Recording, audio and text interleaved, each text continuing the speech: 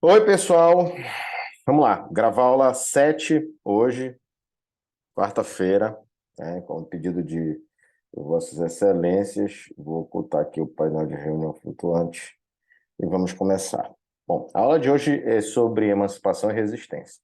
Assim como vocês me pediram, tá? Eu tô dá menos trabalho preparar uma playlist, dá menos trabalho dividir o vídeo em capítulos do que preparar uma playlist. O que que significa isso? Na descrição do vídeo vão ter todos os tópicos aqui e eu vou dividir, é mais fácil, inclusive, de dividir de tamanho também e de subir o vídeo, tá? Então ele vai estar dividido em vários pedaços e nesses pedaços na linha do tempo do vídeo vai aparecer, tá? Então, a gente vai começar aqui debatendo aspectos gerais primeiro, depois vamos questionar teorias da reprodução com os trabalhos do Giroux. Vamos falar sobre formação de trabalhadores aí, né, da perspectiva de Willis e McLaren, parece até Fórmula 1 aí, o Willis, mas na verdade é o Williams, né, a companhia, e a McLaren, né? Do resto Nossa, que coisa besta. Reconfigurando a resistência à emancipação, né? Voltando aí para o Giroux e para a Inês de Oliveira no Brasil. E, por fim, vamos terminar aí com os aportes pós-coloniais, né? Que, na verdade, é a sardinha aí a brasa das autoras do livro. Bom, vamos lá. Então, vamos analisar a escola, né? É o que esses autores que também envolvem aí essas discussões sobre a emancipação e resistência, eles se perguntam, eles se questionam, dizem, vamos estudar a escola, tá? Então, existe uma desnaturalização, como eu falei na aula de terça-feira, né, na aula 6, corrigindo o questionário, que existe uma desnaturalização, tá? Da separação entre desenvolvimento e implementação. O que significa isso? Significa que desenvolver e implementar um currículo não são naturalmente duas coisas separadas. Elas podem ser enxergadas, inclusive, como juntos. Um outro aspecto aqui que é relativo a todas essas teorias que a gente vai falar aqui hoje é uma espécie de contraposição, tá, às teorias da correspondência e da reprodução, ou seja, a construção de uma teoria crítica radical da escolarização é um dos objetivos.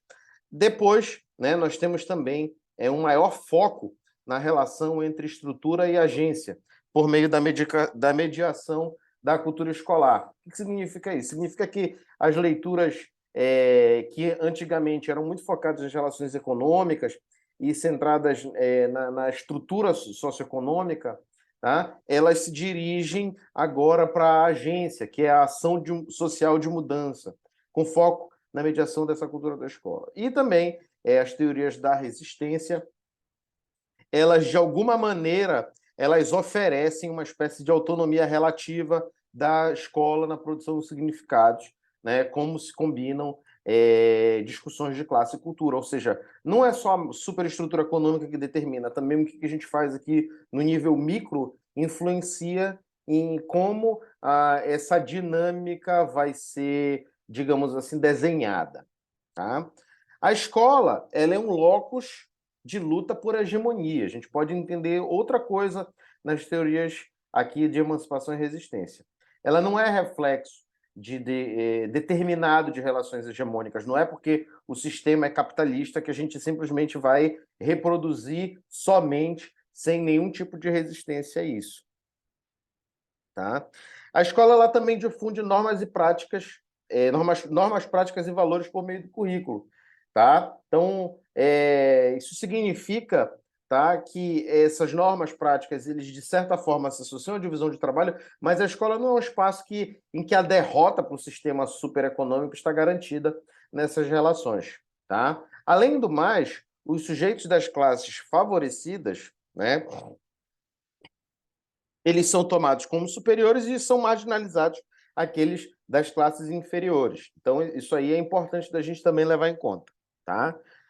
Só que, né, a escola é vista agora nessa nova perspectiva não só como um espaço de reprodução, mas como um espaço de contestação e resistência à dominação. Ou seja, cortam-se os determinismos. A escola é um espaço de contestação no qual os jovens marginalizados manifestam resistência aos sentidos culturais dominantes.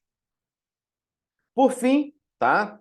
deve haver a possibilidade de, nos processos escolares, haver uma explicitação dessas contradições vividas pelos sujeitos, tá? As diferenças entre o que acontece na superestrutura econômica e o que acontece na cultura, tá? Isso é todo dinâmico que depende dessa correlação de forças. Então, a emancipação também ela é um critério para identificar o que é a resistência, ou seja, a esse andar contra essa hegemonia, tá bom? Então, ela é um critério para identificar resistência e efetiva refutação das formas de dominação e submissão, tá? Então, a gente passa aqui para a etapa 2, tá? Em 5h45, tá? E a gente vai discutir alguns teóricos, que são Willis, Giroux e McLaren. As teorias da reprodução, tá? Elas são questionadas inicialmente pelos trabalhos do Giroux, tá? Com os trabalhos que surgem com teorias de resistência nos anos 80, certo?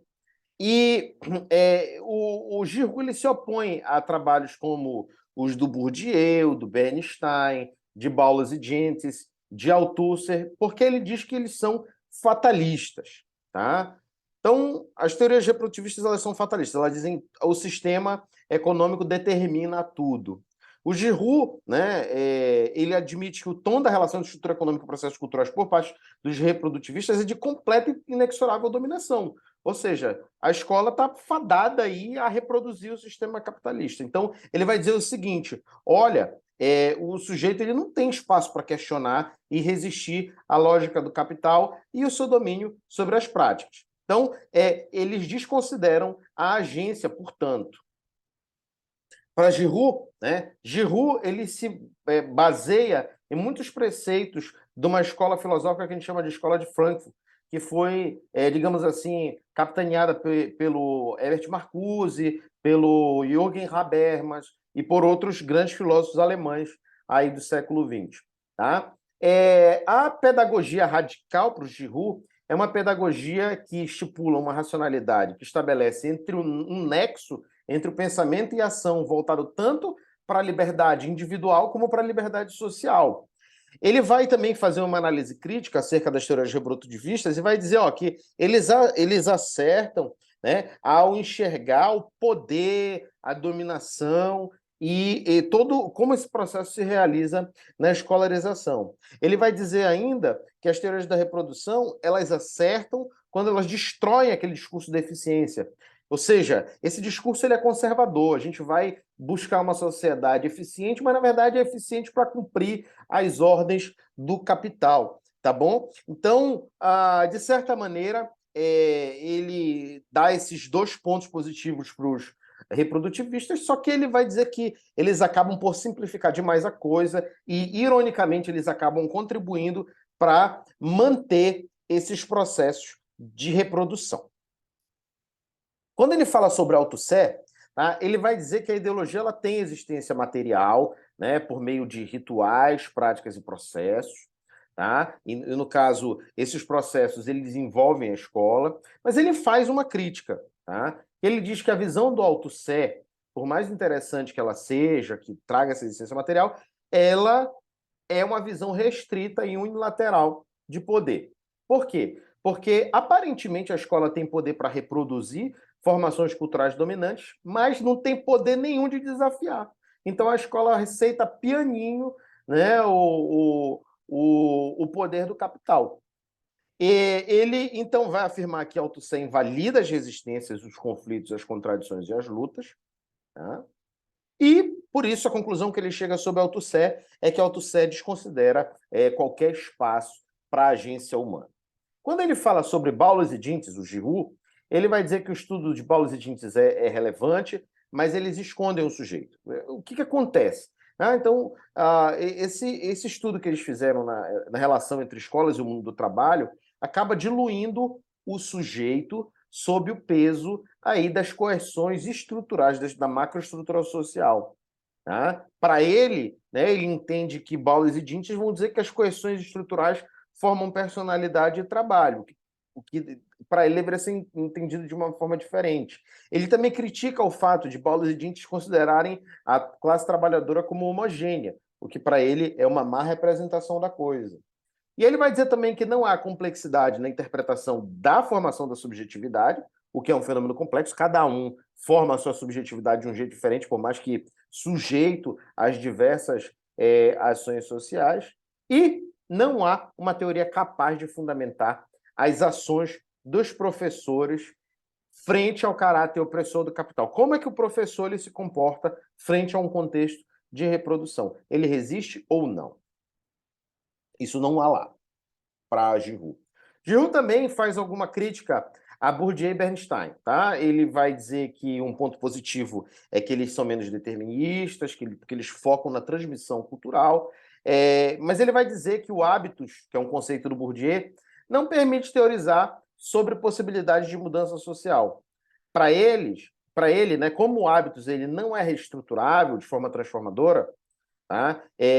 Como o Bourdieu não prevê que o pensamento reflexivo possa reestruturar o hábitos dessa maneira, tá? Acontece que essa teoria ela elimina o conflito, ela torna homogêneas as classes e também ignora diferenças, como, por exemplo, diferenças de raça e de classe.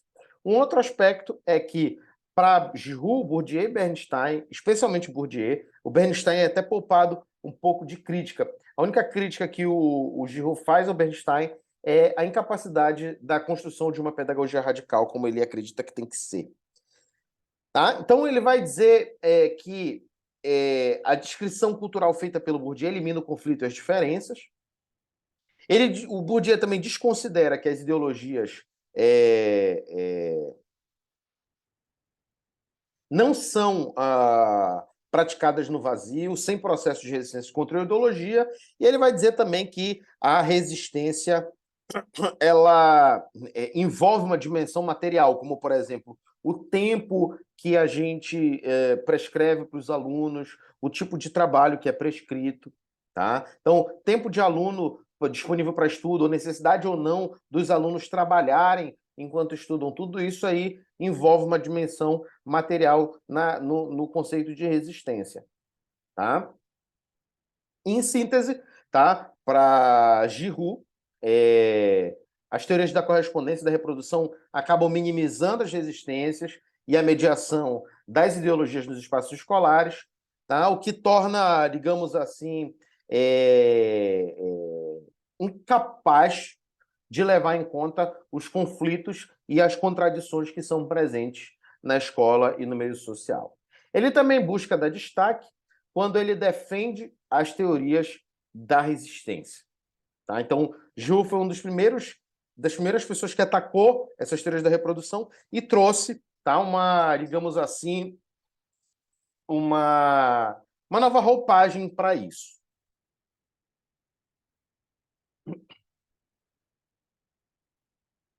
Agora, a gente vai falar sobre esse tópico que é o formando trabalhadores. Tem muitos exemplos nesse tópico, né, nos estudos de Willis e McLaren.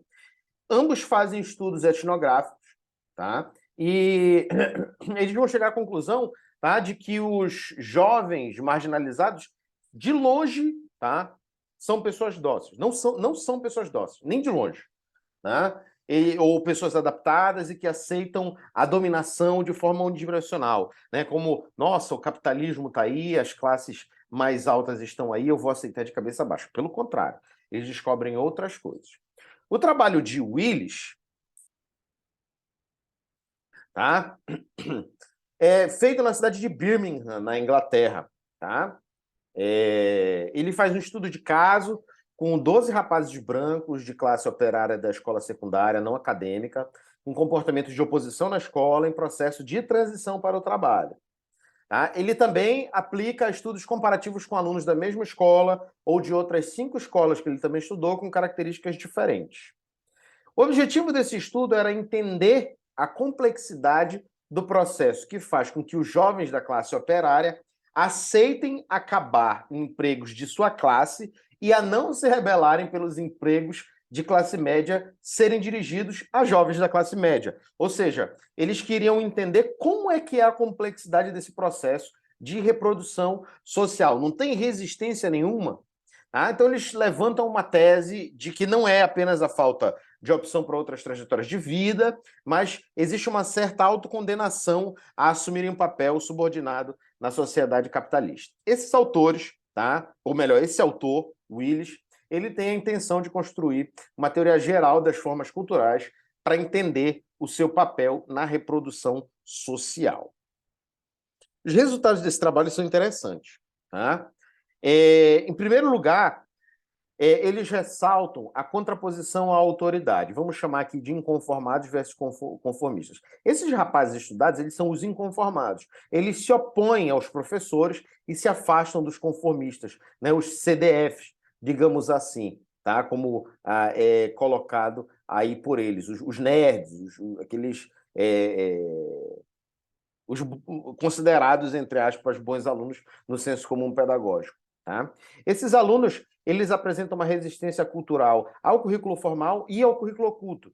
Tá? O currículo formal aqui, eu vou usar a linguagem do Michael Apple, que é o currículo oficial. Então, esses alunos resistem tanto a esse currículo oficial como ao oculto. Por quê? Com base na cultura operária das famílias deles e nos valores considerados adultos e masculinos de sua classe, muitas vezes racistas e sexistas, eles apresentam essa resistência. Então, eles apresentam uma espécie de cultura contra-escolar operária. Eles constituem um grupo que busca se afastar da estrutura formal, seja no espaço físico, seja violando normas, seja se opondo a práticas pedagógicas, a hierarquias e a sanções da escola, e constituem uma cultura contra-escolar operária. Tá? Então, essas ações transgressoras que esses rapazes cometem, essas violações, essas infrações, vamos falar aqui de uma forma, né, essas danações deles aí na escola, elas são ações transgressoras que se vinculam ao consumo, em geral, de bebida alcoólica, tá, comida e a roupas. Por quê? Para eles, essa contracultura, esse tipo de resistência, ela é uma credencial para acessar a cultura da fábrica. E essa cultura da fábrica, né, dos operários, tá, da classe operária, ela tem elementos como, por exemplo, domínio de habilidades, destrezas, desculpa, e confiança no grupo, com algumas marcas bem masculinas da época. Tá? Então, existe também, por parte deles, uma superioridade em relação aos conformistas, a gente é mais do que eles, porque eles acreditam também que é possível se ajustar ao mundo sem formação, ou seja, essa qualificação profissional e esse conhecimento de escola não tem crédito, porque eles podem se ajeitar no mundo sem fazer esforço ou fazendo esforço algum, tá?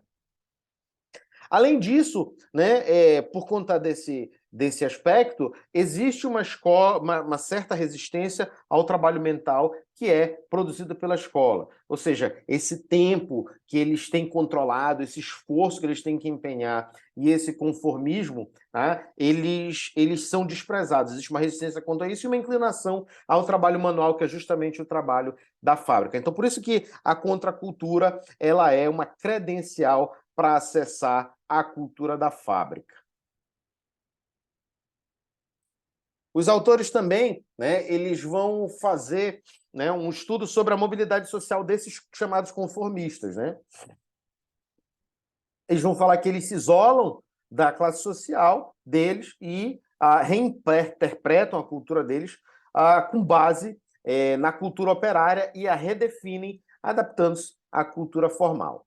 Por fim, né, o Willis ele questiona o Althusser em seu reprodutivismo e mostra, né, que a noção de resistência ela é necessária.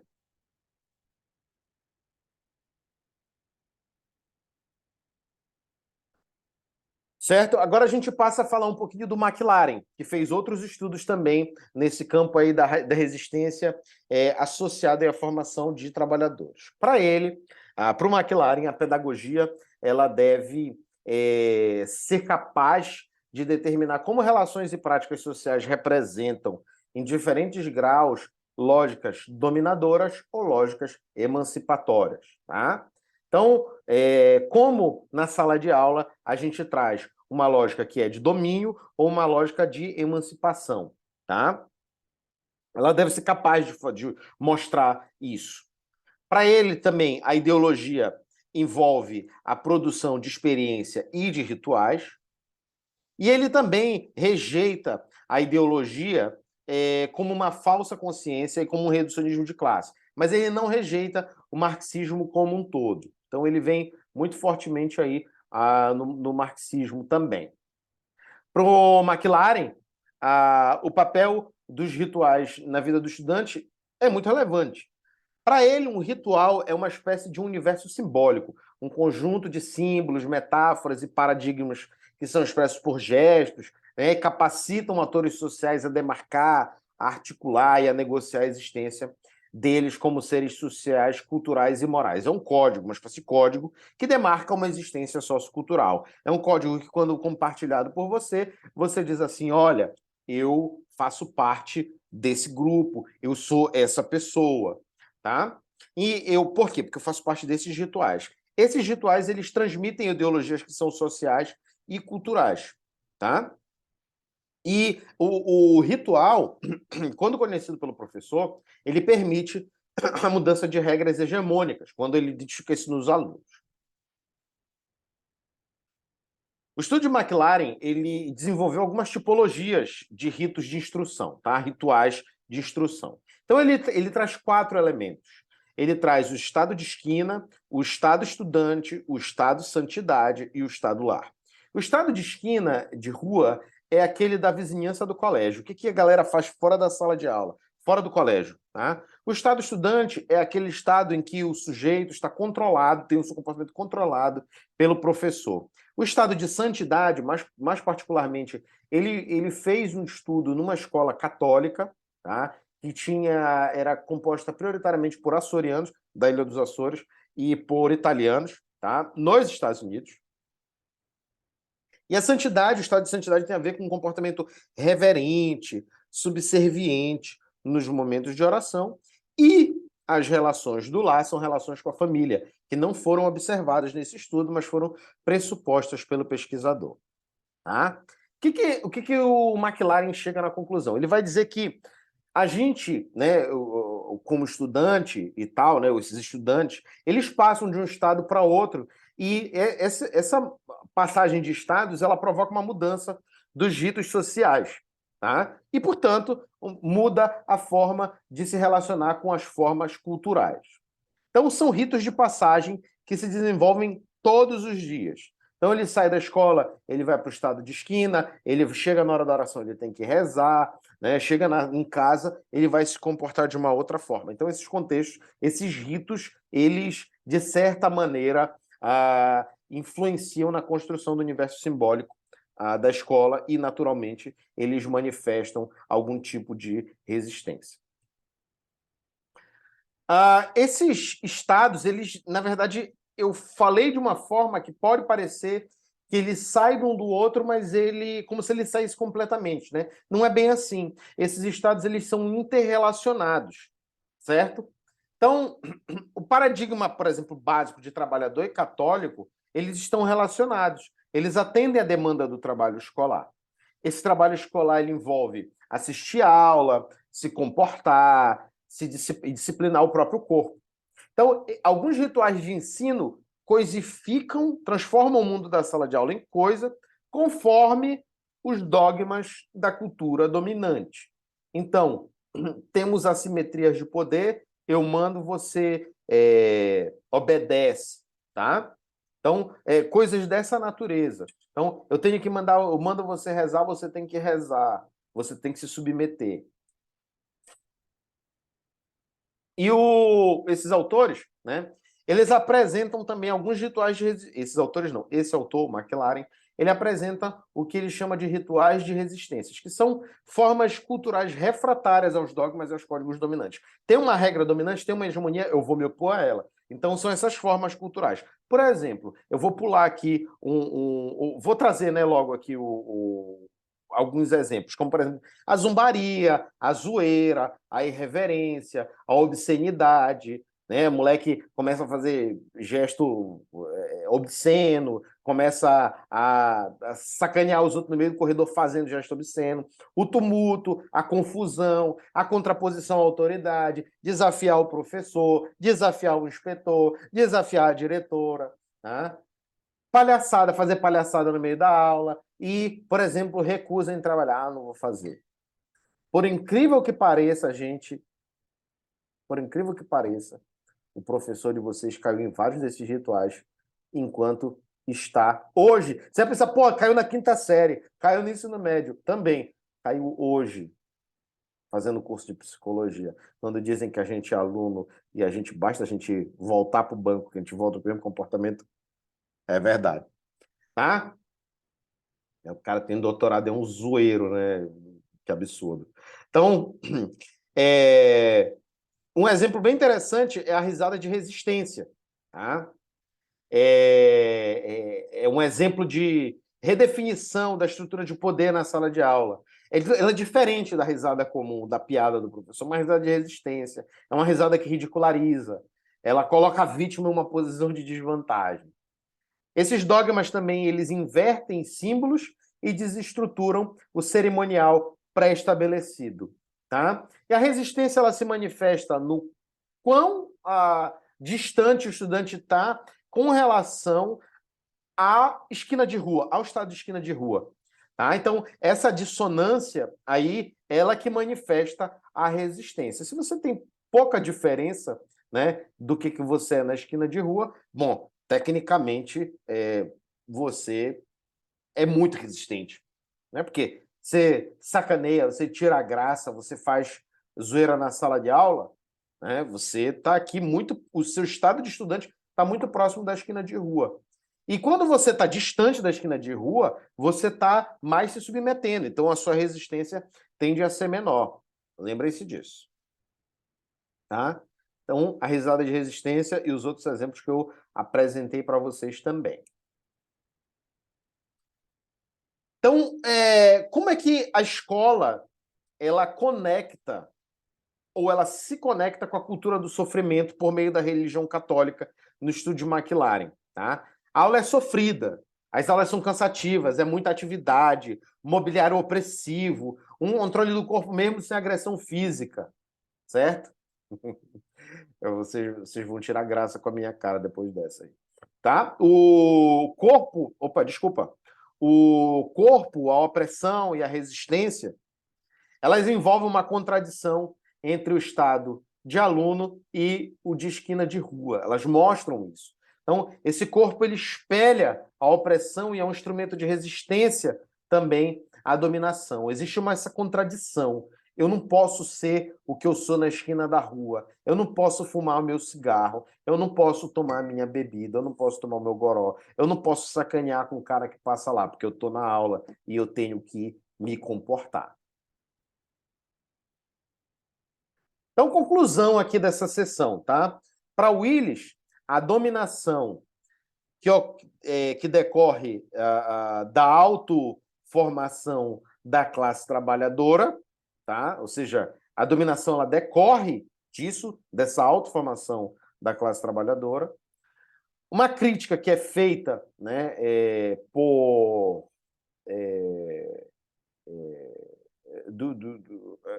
uma crítica que é feita dos marxistas, ou sobre os marxistas, é que eles abandonam Marx, e dos não marxistas é que tem uma visão romântica e ingênua da classe operária. Então, esses trabalhos, né, eles acabam tendo, muitas vezes, né, uma visão romântica e ingênua da resistência da classe operária. Então, outros trabalhos começam a reconfigurar a noção de resistência, porque resistência não é só, né, resistência não é só você se opor ou você fazer birra.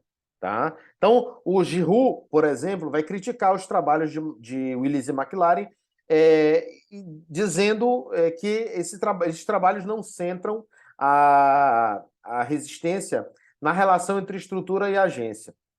Tá? O que é isso? Existe uma relação entre a superestrutura, que é a superestrutura social, e aquilo que você faz como indivíduo. Existe uma tensão entre essas duas coisas.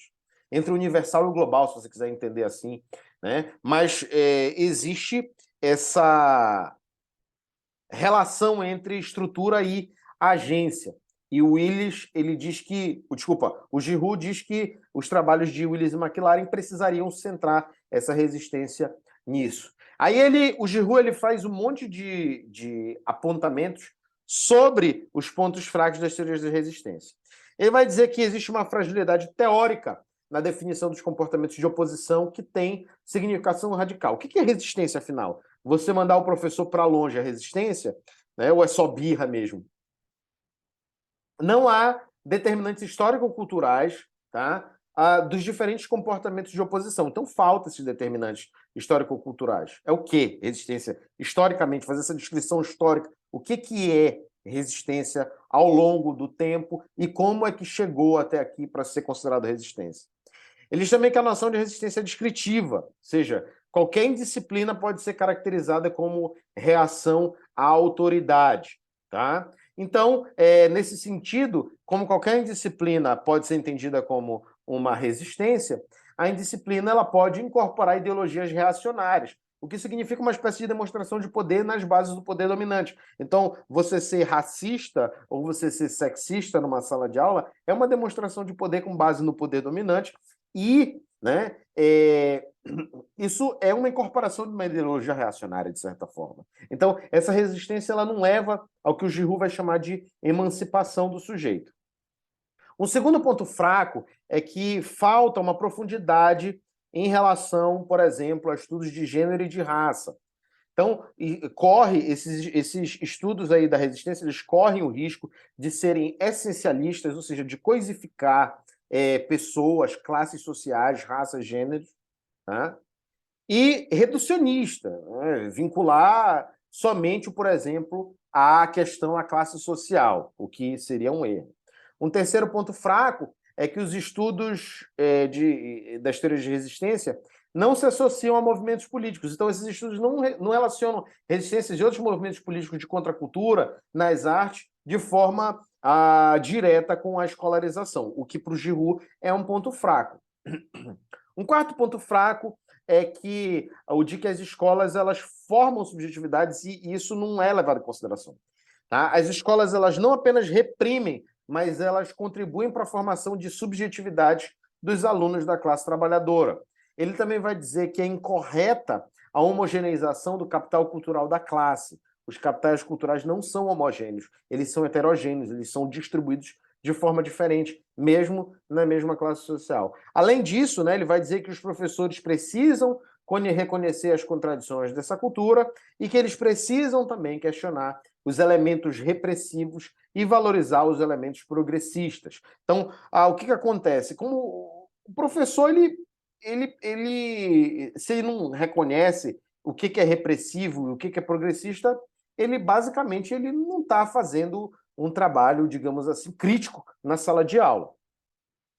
Um último ponto fraco é o de que as teorias da resistência pouco relacionam dominação e personalidade. Então é aquele vínculo que está ligado com o primeiro ponto fraco, né, de que existe uma tensão entre o social e o individual que precisa ser resolvido nisso. Como é que a dominação ela molda, de certa maneira, ou ela se relaciona com a personalidade? E também, essas teorias da resistência pouco relacionam a distância entre a compreensão e a ação, que muitas vezes é dissonante. O que você entende e o que você faz, muitas vezes, são diferentes. Agora, ele traz alguns pontos positivos das teorias de resistência, né? Ele realmente é crítico, porque ele pega o positivo, o que ele considera positivo, o que ele considera negativo, faz um balanço. Ele vai dizer que essas teorias de resistência valorizam a teoria crítica e os interesses emancipatórios, que elas relacionam classe e cultura, o que oferece possibilidades para a construção de uma política cultural, e também que elas têm autonomia, a autonomia relativa, ela traz um papel ativo à ação humana. Tá? Então, nem tudo no social e na cultura é completo e plenamente determinado pela estrutura econômica, porque existem momentos de ação crítica humana, ou seja, nem tudo é determinado pela superestrutura econômica, como você age, a sua ação social de mudança, ela é relevante. Tá? Qual é o conceito de resistência para Giroux? Ele acredita que a resistência é um novo discurso que supera os tradicionais sobre o fracasso escolar e o comportamento de oposição. Ele vai dizer que tais comportamentos também de resistência eles não são inatos, eles não devem ser explicados, tá, pela lógica de comportamento desviante, patológico ou genético. Tá? Ou seja, não é porque o moleque não presta, culpabilizar o menino pelo fracasso escolar ou pelo comportamento opositivo. Ah, esse moleque aí não vai dar para nada mesmo, como muitas vezes é feito. Tá? O Giroud ele teve muita influência do Freire e do Foucault. Em duas ideias que são centrais. Para ele vai dizer que os oprimidos medeiam relações de dominação nas experiências de vida deles, tá? Ou seja, eles carregam e trazem essas relações de dominação e eles também reagem a elas. E ele vai também relacionar a noção de poder à de resistência, tá? Sabe que você tem poder dentro de casa, né? Seu pai, sua mãe não tem poder absoluto sobre você, porque você pode sabotar, você pode se trancar no seu quarto, você pode fazer um monte de coisa aí para se opor. Você vai levar castigo? Vai, mas você se opôs. Então o poder ele não é uma coisa que está concentrado para Foucault nas mãos de alguém. Ele está distribuído em redes. Algumas dessas pessoas têm mais ou menor poder. Quando não há poder, você está numa relação entre senhor e escravo. Se há poder, você está falando de seres humanos livres. Se você está numa relação em que você não tem liberdade alguma e que você não tem poder algum, é provavelmente porque você está numa relação entre senhor e escravo. A emancipação para o Giroud, tá? É um conceito importante também. É ele que vai trazer, digamos assim, a tônica para essa noção que relaciona a resistência com a emancipação. A emancipação, para ele, é o principal critério da potencialidade da resistência em uma educação crítica. É a emancipação que permite a resistência. Tá? É o principal critério de poder resistir é a emancipação. Quando você está emancipado, você pode resistir completamente. Tá? Então, a resistência ela deve provocar o pensamento crítico e fortalecer lutas políticas coletivas. Mais uma coisa, não é só fazer comportamento desafiador, é você também provocar o pensamento crítico quando você questiona certas coisas na própria sala de aula ou fora dela, tá? Com respeito à desigualdade social, com respeito, por exemplo, ao bullying na sala de aula, quando você questiona isso. Tá? Isso aí, por exemplo, é uma espécie de pensamento crítico que fortalece lutas políticas coletivas. Né? E a escola e o currículo estão em dinâmicas que estão além da instrução, ou seja, escola e currículo tem muito mais do que ensino de sala de aula, ou seja, as vozes, as histórias e as culturas dos alunos devem ser valorizadas por meio de uma pedagogia radical para o GU. Para ele, a racionalidade crítico-emancipatória, como ele chama, ele vai relacionar isso a uma espécie de racionalidade, tá? Ou seja, racionalidade crítico-emancipatória é uma forma de pensar. Essa racionalidade é uma racionalidade que se foca no significado e na ação em contexto social, ou seja, ela busca localizar o significado e a ação em um contexto social de forma a entender as limitações que podem existir para o desenvolvimento tanto da significação quanto da agência, como das ações de mudança social. Essa racionalidade ela exige uma relação dialética entre crítica e ação, então ela deve romper com a ideologia e criar condições materiais e simbólicas para relações não alienantes e não exploradoras, ou seja, ela tem que permitir com que a gente desenvolva relações que não são alienantes e nem exploradoras, que a gente permita ver como é que essas relações de poder ocorrem no mundo, que tipo de coisa a gente tem que se questionar. Será que a escola é só para preparar a gente para o mercado de trabalho? Que interesses são esses que estão por trás disso? Será que a escola é só para preparar a gente para a universidade? Que interesses estão por trás disso? Será que a escola é só um lugar para a gente ficar enquanto nossos pais vão trabalhar? Falando, claro, como aluno, né? Fazendo uma reflexão como se eu fosse um aluno, para que vocês consigam imaginar como, na posição de aluno, essa racionalidade pode ser estimulada. E né, a transformação social para o Giroud é uma coisa importante também, ela surge da mudança das relações econômicas e das relações entre conhecimento e poder, ou seja, é uma relação entre estrutura e agência. De um lado, as mudanças econômicas, do lado, a relação entre conhecimento e poder, estrutura e agência. A macroestrutura e como eu tenho poder de agir sobre ela. É isso que é a agência. Minha capacidade de poder agir sobre. Para o Giroud também, ele enfoca, posteriormente, ele começa, o trabalho dele começa a dar um foco para emancipação. Então, para ele, os professores eles são intelectuais transformadores. Tá? O intelectual público de oposição, tá? É uma noção do Gramsci, tá? que ele se apropria, e ele vai dizer que o professor não é um mero técnico, o professor ele é um agente político. Então, vocês ouvem que a educação é política. Sim, a educação é política, e o Giroud é um dos caras que defende essa ideia. Tá? Ele inclui também uma dimensão reflexiva e ativa do trabalho docente e do currículo, o que é super importante. E ele vai também afirmar que a política ela tem que ser mais pedagógica e o pedagógico mais político. Tá? Ele vai dizer que não se trata de aguardar por mudanças, mas a gente trabalhar por elas em direção à emancipação. E aí que o pedagógico se torna político e o político também se torna pedagógico. As atividades pedagógicas, elas são espaço de luta contra injustiças econômicas, políticas e sociais, contra relações de poder excludentes. E também as atividades políticas, elas usam a pedagogia como ação emancipatória. Então, os alunos eles são sujeitos políticos e a voz deles deve ser considerada ativa nas experiências de aprendizagem na escola e fora dela. Tá? Giroud tem alguns trabalhos, umas dificuldades no trabalho dele, né? Então, a agência, por exemplo, ela não é muito aprofundada, assim, de uma forma mais consistente, nem sociologicamente e nem psicologicamente. Ele também não consegue superar a idealização da atitude de confronto e da de oposição. E ele vai dizer também que o trabalho, ele vai ter essa limitação de que o trabalho docente ele depende de consciência social crítica. Só um bom docente é quem tem essa consciência social crítica, o que cai um pouco de lado aí. Tá? Então, existem algumas mudanças no trabalho de Giroud e nos trabalhos de McLaren. Eles começam a questionar o próprio conceito de resistência, ou seja,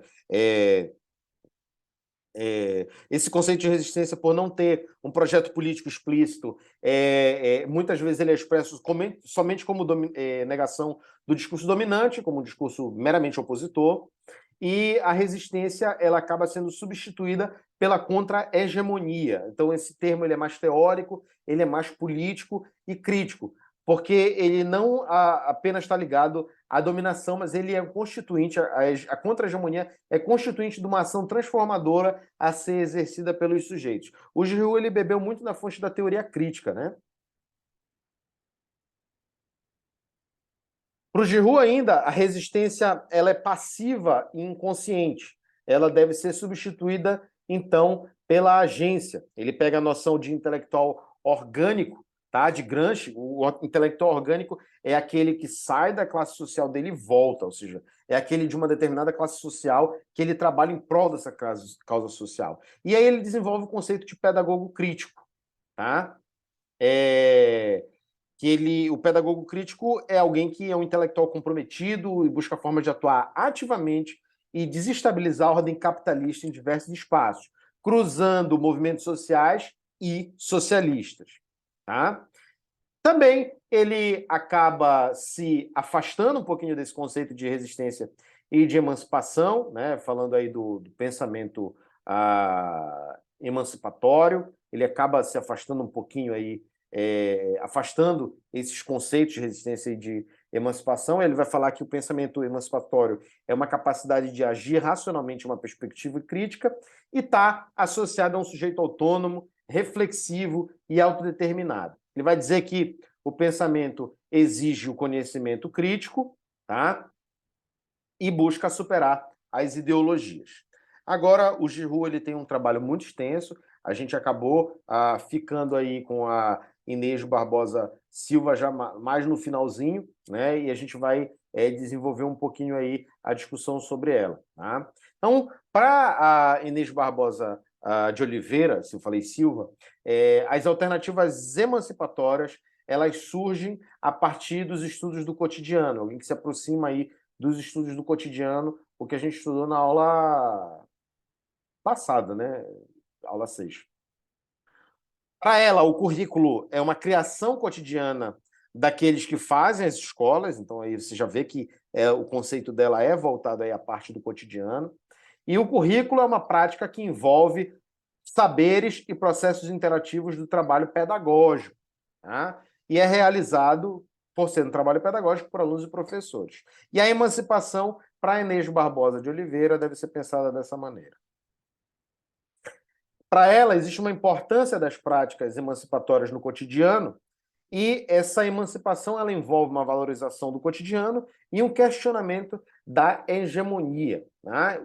Valorização do cotidiano e questionamento às formas de conhecimento hegemônico ao cientificismo, igualmente significam valorizar a possibilidade de emancipação. Questionar, como a gente tem feito em algumas aulas, esse cientificismo, esse conhecimento hegemônico, valoriza a possibilidade de emancipação. Só tem que ter cuidado, porque muitas vezes o pessoal passa dos limites e começa a ter um raciocínio que eles chamam de autônomo, mas de que autônomo não tem nada, ele é só um raciocínio do Zap. Então, ela bebe na fonte do Boaventura de Souza Santos, então por isso que tem aqui o Santos falando sobre emancipação, mas a Inês de Oliveira ela traz essa bagagem epistemológica do Boaventura de Souza Santos, que ele tem um trabalho muito legal sobre as epistemologias do Sul, e essas epistemologias do Sul, elas são epistemologias pós-coloniais, ou seja, o Boaventura de Souza Santos é um português que pensa, né, a epistemologia não centrada na epistemologia europeia, ou colonial, como é pensada. Para ele, né, emancipação envolve defender a realização de experiências voltadas a um conhecimento emancipatório. Ela envolve um ponto de ignorância a ser superado que está associado ao colonialismo. Lembra que eu falei para vocês? Nossa, a gente simplesmente não sabe que história geral é a história da Europa. Por quê? É uma ignorância nossa. Tá? É um ponto de ignorância nossa que está associado ao colonialismo. E um ponto de saber a ser buscado, vinculado aí à solidariedade. Tá? Ou seja, um saber coletivo, um saber, digamos assim, cotidiano. Emancipação e regulação para Santos, que embasam o trabalho de Inês de Oliveira, não são opostas, eles são polos, eles não são dicotômicos. Eles são processos que são analiticamente estabelecidos de maneira a permitirem a identificação de práticas e saberes mais emancipatórios. Então, emancipação e regulação não é ou você está sendo emancipado ou você está sendo regulado. Você tem um pouco de emancipação e um pouco de regulação, tá? A emancipação, naturalmente, é definida, então, em função da regulação dominante. Você não está falando agora de se você é emancipado ou não é, mas você está falando de em que grau você é emancipado, em que grau você está submetido à regulação dominante. Então, para ele, o projeto emancipatório não é um padrão absoluto. Ele como é que eu posso dizer? Ele é emancipatório, tá? Na relação de comparação estabelecida com o que nos regula socialmente, não um padrão absoluto. O que é uma escola com um projeto emancipatório não é a mesma coisa aqui, não é a mesma coisa em São Paulo, ela é meio relativo, por assim dizer. Para ele, né, o reconhecimento de espaços e práticas emancipatórias acontece nos cotidianos escolares, tá? Então, é possível existir também a institucionalização de práticas emancipatórias, e isso pode contribuir para os processos sociais mais amplos, porque o garoto e a garota que estão lá na escola vão levar isso aí para o resto da sociedade. O professor também, tá? O professor também está submetido a isso. O gestor, o funcionário. Deve-se desvelar essas alternativas emancipatórias no cotidiano. Né?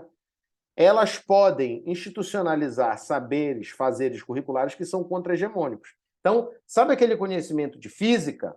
Tá? Você pode ter, por exemplo, um rapaz que faça Wi-Fi numa comunidade quilombola, que não tem nada com que ver esse conhecimento, mas ele conseguiu construir um Wi-Fi. E eu não estou inventando isso da minha cabeça. Eu recentemente estive em Brasília, num evento, eu tenho um amigo que mora lá, que é o professor Natan Pinheiro, que ele é professor da UNB, e ele dá aula de educação no campo. E ele falou que tinha um rapaz lá, como era? Era Jeová o nome do moleque, inclusive, né? Jeová, ele é um deus, o moleque. Ele fez um Wi-Fi com uma tecnologia lá que ele desenvolveu lá no Quilombo. Enfim, ele fez um podcast, alguma coisa, uma entrevista com esse rapaz, para ele explicar como é que ele montou isso aí, que é bem interessante, né? Então, são saberes, fazeres curriculares contra-hegemônicos, né? E que muitas vezes só são permitidos porque são institucionalizados, né, essas práticas pedagógicas. Tá? Também Inês de Oliveira, com base no trabalho de Souza Santos, ela vai dizer que a gente deve potencializar as utopias emancipatórias, elas devem ser praticadas dia a dia, com vista a inventar e produzir novas outras. Ela vai dizer que é uma invenção do futuro, né? Ou seja, a utopia é uma invenção do futuro. A gente projeta alguma coisa lá naquele horizonte inalcançável, mas pressupõe ser possível escrever nesse futuro aquilo que de real e de emancipatório já se pratica hoje no cotidiano. Olha, teve umas coisas que estão sendo legais aqui, a gente julgou coletivamente ser emancipatório, a gente mantém lá no futuro. Tá? E ela também questiona o essencialismo das concepções modernas. O que é esse essencialismo? Aquelas concepções de escola, futuro, cotidiano, né, que são, digamos assim, previsíveis, que são singulares. Tá? Então, a gente precisa levar em conta, né, para conceber essas coisas, essas noções, a imprevisibilidade, a pluralidade e a finitude que existem no cotidiano. Tá? Para Inês Barbosa de Oliveira, ela vai também dizer que o empoderamento docente e a ação social de mudança, ou seja, o empoderamento docente e a agência, quando estamos no cotidiano, ele acaba nos afastando da estrutura. Isso tem um ponto positivo e tem um ponto negativo, né?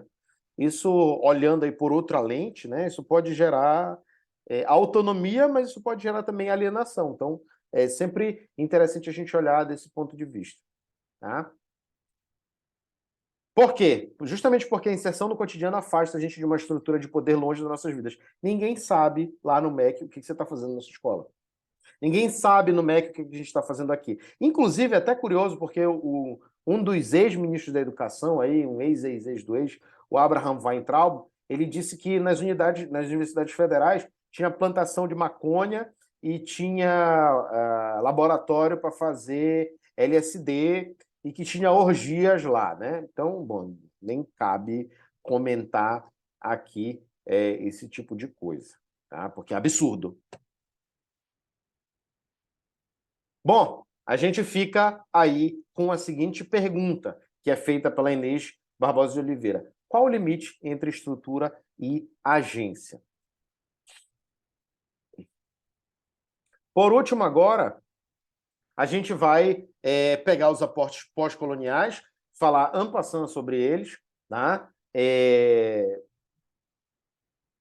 vai, digamos assim, debater essa ressignificação da resistência e da emancipação de uma outra forma. Tá? Bom, o campo dos Estados Unidos acabou sendo repetido no Brasil de certa forma. Primeiro vieram os estudos sobre reprodução, depois sobre resistência, depois uma relação dialética entre os dois, e depois os estudos da prática. Isso nos anos 80. A diferença é que aqui no Brasil isso foi deslocado para 10 anos, vocês sabem que para depois, logicamente. Tá? Então, há algumas dificuldades, né, nesses estudos. Primeiro que a reprodução ignora as contradições e acaba sendo conformista. E a resistência, os estudos de resistência, no geral, desconsideram política e estrutura social nas ações cotidianas. Então, tecnicamente, a reprodução acaba sendo macro e a resistência acaba sendo micro. É preciso que a gente elabore uma relação entre estrutura e agência. Tá? E certas perguntas são relevantes nesse sentido. Deixa eu levantar aqui a câmera, né? Como a gente lida com os limites impostos pela estrutura social sem determinismos que nos levem à incapacidade de ação social de mudança? Ou seja, como é que a gente lida com esses limites socioculturais mais macro sem dizer que cada indivíduo vai seguir o mesmo passinho, né, e não vai ter possibilidade de mudança individual, né, que é a agência.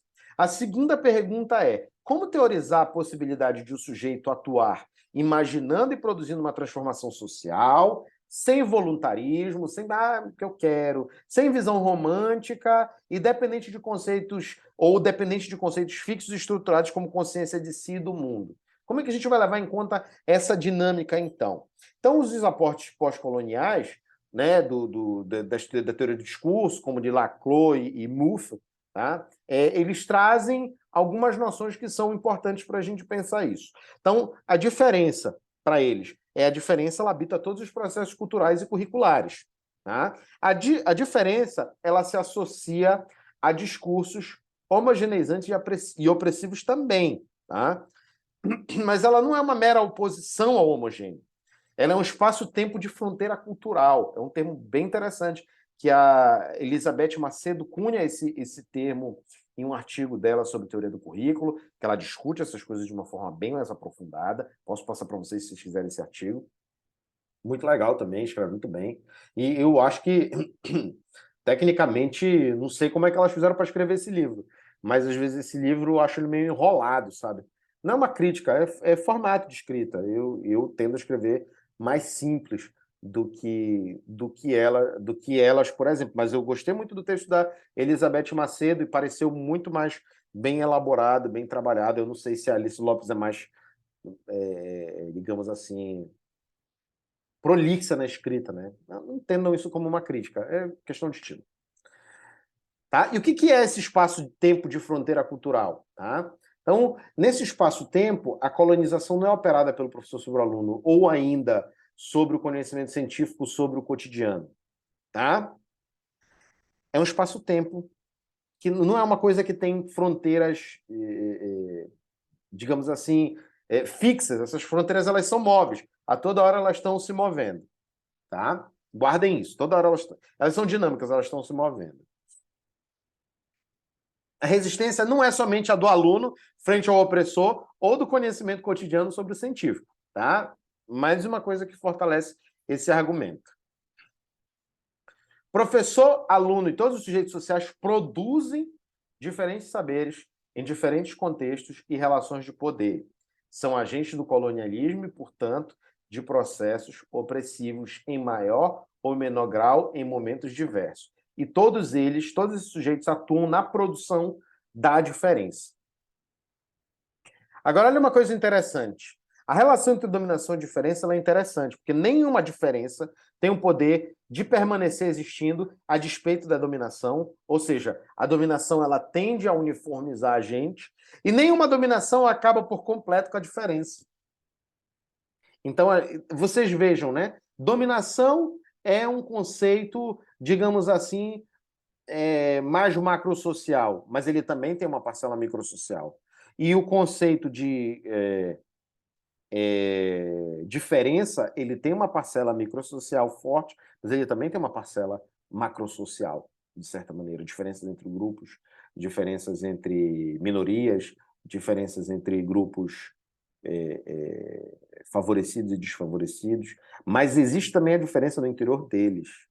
Tá? Então, nenhuma diferença vai acabar, né? Nenhuma diferença vai existir a despeito da dominação e nenhuma dominação acaba por completo com a diferença. Então, a emancipação ela acaba sendo ressignificada. Tá? Primeiro, considera-se que com esses aportes pós-coloniais que o sujeito ele se constitui na ação política, que a emancipação não existe fora da política e que não há fixidez nas identidades a serem emancipadas. Ou seja, não tem um opressor padrão e um oprimido padrão. Essas relações elas são dinâmicas. Olha um exemplo interessante. Eu não entendia muito bem isso na época, eu fiquei até meio chateado porque me pareceu muita conveniência na época. Houve uma discussão na frente da UFRJ, tá? E eram de movimentos sociais distintos. Estava um movimento feminista, um movimento negro. Teve uma discussão lá, um cara deu um tapa na cara da mulher, a mulher disse que o cara estava sendo machista, e o cara disse que porque a mulher estava dizendo que ele era machista, porque na verdade ela estava sendo racista, só estava chamando ele de machista porque ele era negro. Olha isso, gente. Que situação complexa. O que vocês iam dizer aí? Né? Não tem aí uma pessoa a ser emancipada, um oprimido por excelência. Isso é uma coisa aí também interessante de pensar. Outra coisa, que não há um projeto emancipatório único ou a ser unificado. Tá?